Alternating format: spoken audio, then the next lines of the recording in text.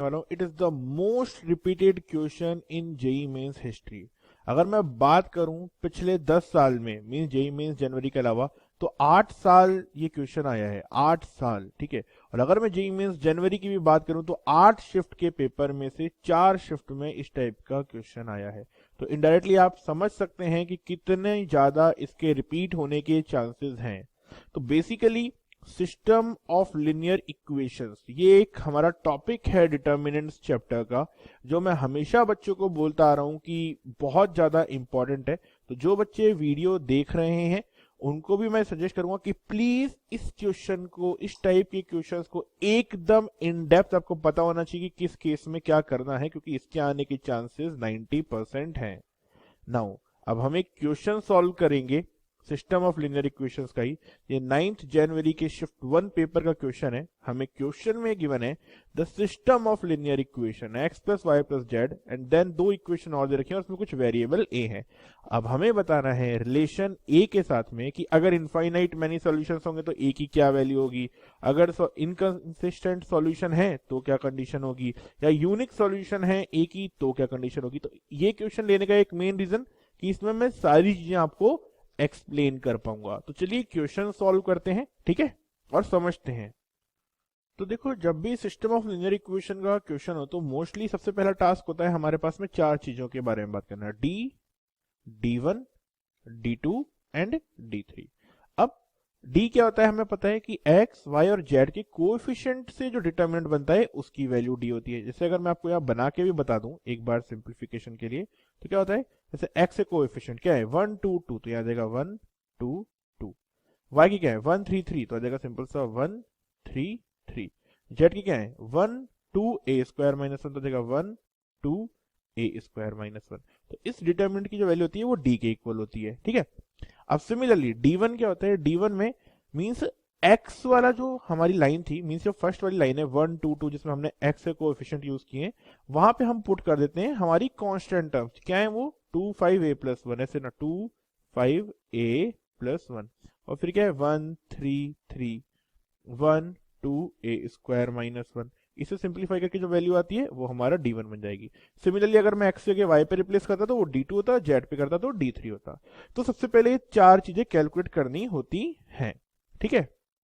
तो अगर आप देखोगे इस क्वेश्चन में आप d, D1, D2, D3 calculate करोगे तो ये वैल्यू आ जाती है, d a स्क्वायर माइनस 3 आता है, D1 आता है a square minus a plus 1, D2 आता है a square minus 3 and D3 आता है a माइनस 4, है ना।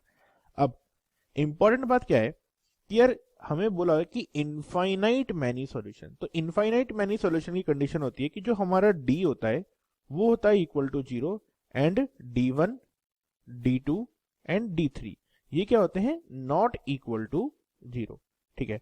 अगर यूनिक सॉल्यूशन बोला जाता है तो d क्या होता है हमारे पास में, नॉट इक्वल टू 0, है ना। अब इनफाइनाइट मैनी सॉल्यूशन के लिए क्या करना पड़ेगा, मुझे d को 0 करना पड़ेगा, है ना। तो d को तो मैंने 0 कर दिया, इसका मीनिंग क्या हो गया, यहाँ से मेरे पास में a, मेरे पास में क्या हो सकता है, a स्क्वायर माइनस 3 को 0 करूंगा तो a आ जाएगा मेरे पास में plus minus √3। But second condition भी ट्रू होनी चाहिए कि D1 D2 D3 not equal to 0। तो उस केस में हमारे पास में क्या है, D1 0 नहीं है, कोई दिक्कत नहीं, लेकिन D2 0 हो जाएगा। तो ये वाला केस हमारा पॉसिबल नहीं है, इनफाइनाइट मैनी सॉल्यूशन वाला। अब यूनिक सॉल्यूशन, यूनिक सॉल्यूशन कब होते हैं, जब d हमारा नॉट इक्वल टू 0 हो। तो इसने बोला है कि a की वैल्यू √3 होगी तब यूनिक सॉल्यूशन होगा, नहीं उस पर तो d की वैल्यू 0 हो जा रही है। तो ये जो हमारा फोर्थ ऑप्शन है ये भी रॉन्ग हो गया।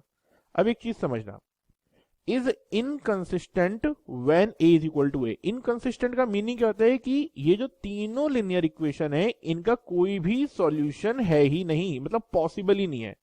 अब अगर a की वैल्यू 4 हो जाएगी, a की वैल्यू 4 हो जाएगी तो हमारा d की वैल्यू क्या हो जाएगी, ऊपर आ जाएगा d हमारे पास में 16 माइनस 3 इज 13। D1 की भी कोई फाइनाइट वैल्यू होगी, D2 की भी फाइनाइट वैल्यू और D3 की भी वैल्यू 0। अब अगर हमारी चारों वैल्यू फाइनाइट है तो ऑब्वियसली हमारे पास में x की वैल्यू भी आ जाएगी D1 अपॉन d करके, y की भी आ जाएगी D2 अपॉन d करके, और z की भी आ जाएगी D3 अपॉन d करके। तो इनकंसिस्टेंट का मीनिंग नो सॉल्यूशन, ये तो पॉसिबल ही नहीं, तो गलत हो गया। हमने बोला इनकंसिस्टेंट और हमारा सॉल्यूशन निकल के आ गया, विच इज नॉट पॉसिबल। तो ऑप्शन 3 भी इनकरेक्ट है। अब ऑप्शन 2 करेक्ट है, लेकिन इसको भी मैं समझा देता हूं आपको।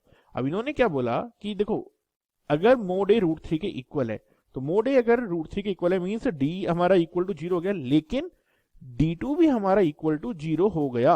इसका मीनिंग क्या हुआ ये समझने की जरूरत है। देखो d इक्वल टू जीरो हम कैसे निकालते हैं, x को हम निकालते हैं d1 अपॉन डी करके, ठीक है। y2 को निकालते हैं हम d2 अपॉन डी करके, और z को निकालते हैं d3 अपॉन डी करके। अब अगर हमें पता है कि d1 फाइनाइट है, d2 जीरो जा रहा है, तो ये तो इनफाइनाइट बन रहा है, ठीक है। लेकिन d2 यहां हमारा जीरो हो जा रहा है, ठीक है। अब जीरो के नीचे भी जीरो, तो एक अनडिफाइंड कंडीशन आ गई हमारे पास में, है ना। मैं मानता हूं कि डी भी हमारे पास में इक्वल टू जीरो, ये which is not defined, but यहाँ पे ऊपर एक क्या है, जीरो नंबर आ गया। तो ऐसा केस जब भी होता है तो हम बोल देते हैं कि देखो प्रैक्टिकली ये पॉसिबल नहीं है, और उस केस में हम बोलते हैं कि हाँ भाई इन तीन इक्वेशन का कोई सॉल्यूशन एग्जिस्ट नहीं करता, which is condition of inconsistent solution, ठीक है।